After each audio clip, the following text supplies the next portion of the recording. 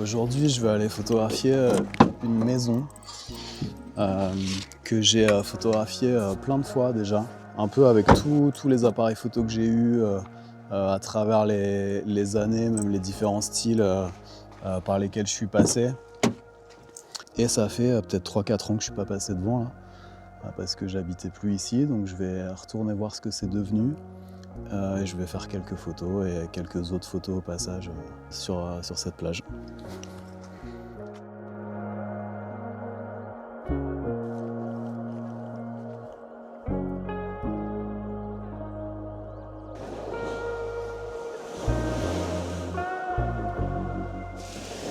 Je vais faire une petite photo de la mer quand même, on a le temps, on n'est pas pressé. Il y a ces lignes là sur le sable, ça peut aider à construire quelque chose.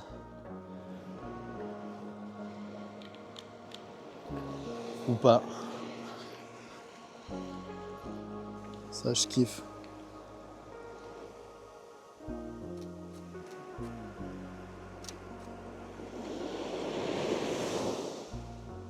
On va essayer d'en faire une pas très droite comme j'aime bien.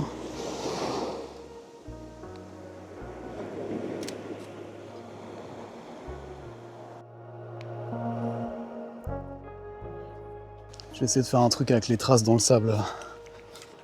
Et je l'ai déjà dit dans la dernière vidéo, mais moi ce que j'aime faire, c'est faire comme si j'allais fermer mon image, donc vraiment ne pas mettre d'horizon, rien, comme si j'allais la faire comme ça. Et au dernier moment, aller choper un petit peu de ciel pour ouvrir, contextualiser un tout petit peu plus. Je sais pas, je trouve que ça apporte un truc plus dynamique qu'une photo fermée, où en fait les photos fermées souvent c'est plus facile à faire parce que tu fais de l'abstraction quoi. Je vais me faire un petit autoportrait avec mon ombre.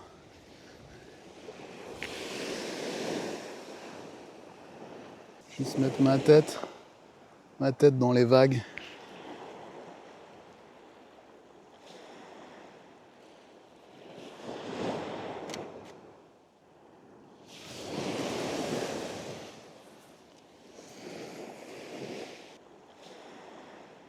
Bon, on y est, c'est cette maison qui a cette forme triangulaire là. Alors pour ceux qui suivaient la chaîne au début, il y a 3-4 ans, j'avais photographié cette maison à la chambre. C'était quasiment mes premières images à la chambre. Il y a le soleil qui se lève, c'est pas forcément une excellente nouvelle. Ouais, je sais pas. J'avais le soleil pile en face, donc c'est forcément une lumière très contrastée. Moi j'ai plutôt l'habitude de photographier avec des lumières plus diffuses, plus douces. Allez me suivre sur Instagram si vous voulez voir le type de photos que je fais d'habitude. Donc là au traitement j'ai un peu souffert pour réussir à faire quelque chose de correct. Mais c'est de ma faute, c'était pas la bonne heure pour venir photographier cette maison.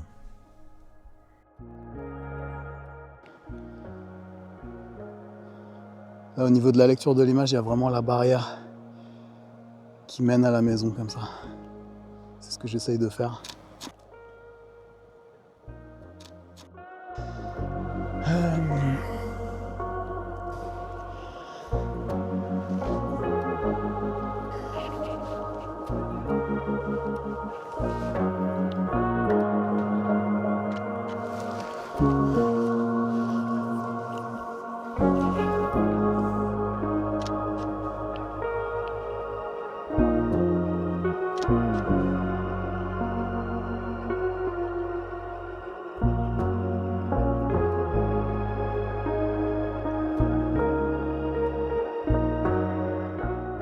Il faut regarder ces vidéos comme si c'était un carnet de recherche.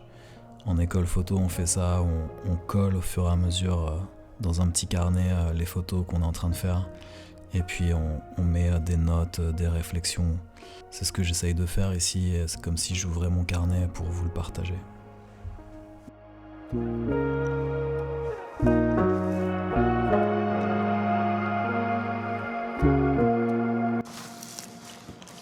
Là c'est un coup à se casser une jambe quand même parce qu'il y a des trous partout. Tu sais pas trop parce qu'il y a la végétation qui cache.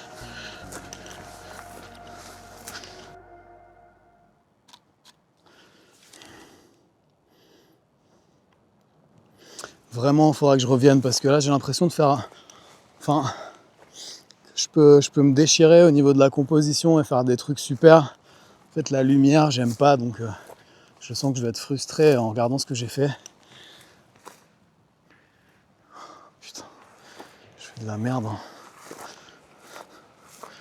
Je fais de la merde. Oh putain. Alors là, par contre, je viens de voir un truc. Il y a un ruban, une espèce de ruban là. Ouais, je suis sous-exposé à mort pour qu'il y ait vraiment que ça, qui est plus clair, qui ressorte. Mais attends, déjà il y a un ballon. Je vais faire un truc. Ah ouais d'accord, ok. Je viens de comprendre, en fait c'est un ruban qui était sur un ballon à l'hélium, je pense, qui est retombé. C'est peut-être ça qu'il faut prendre en photo en fait.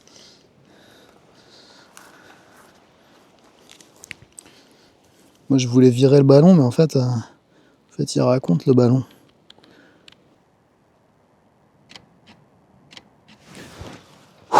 Je coupe ma respiration quand je photographie, donc je suis à chaque fois je pousse un petit souffle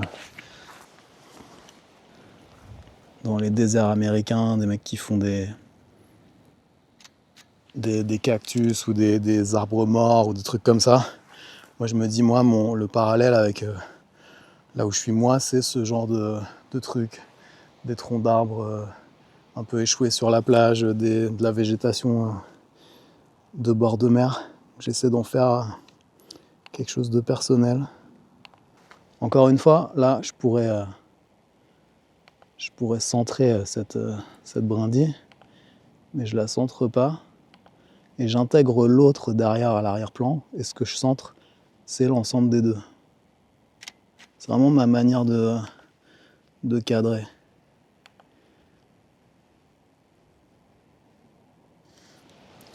La lumière a complètement changé là-bas vers Le Havre.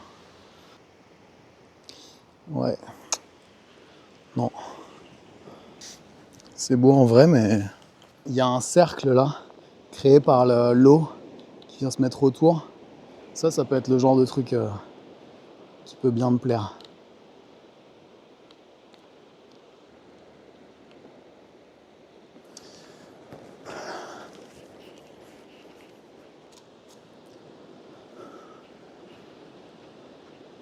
Je sais pas ce que ça donne. Putain. C'est dur la photo. Hein. Ouais, je crois que c'est celles de plus loin les meilleures. Les toutes premières.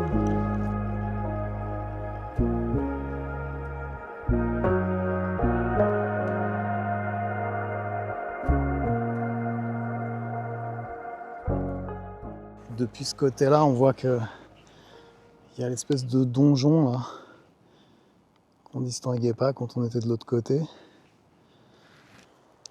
Donc là, quand je fais une photo, je me dis pas elle va être extraordinaire, je vais l'encadrer, machin.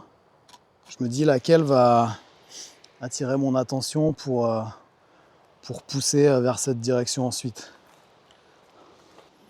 Et puis, il y a quand même beaucoup de choses qui se passent à la post-prod. Hein. Faut pas se mentir, moi je crée pas mal en post-production. C'est Todd Ido qui dit, il dit je photographie comme un photographe documentaire et je tire comme un peintre.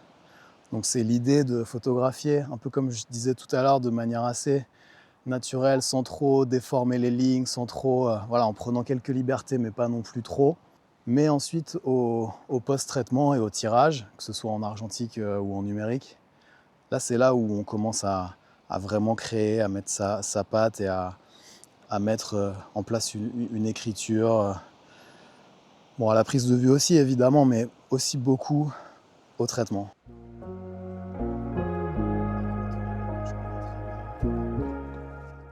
Bilan de la journée, premièrement, je parle trop. Deuxièmement, dès que je me remets à l'argentique, je retournerai photographier cette maison avec une autre lumière. Je vous remercie de me suivre dans ces balades et ces réflexions. J'espère non pas vous apprendre des choses, mais vous inspirer, vous faire vous poser des questions sur votre pratique. Parce que photographier, c'est douter.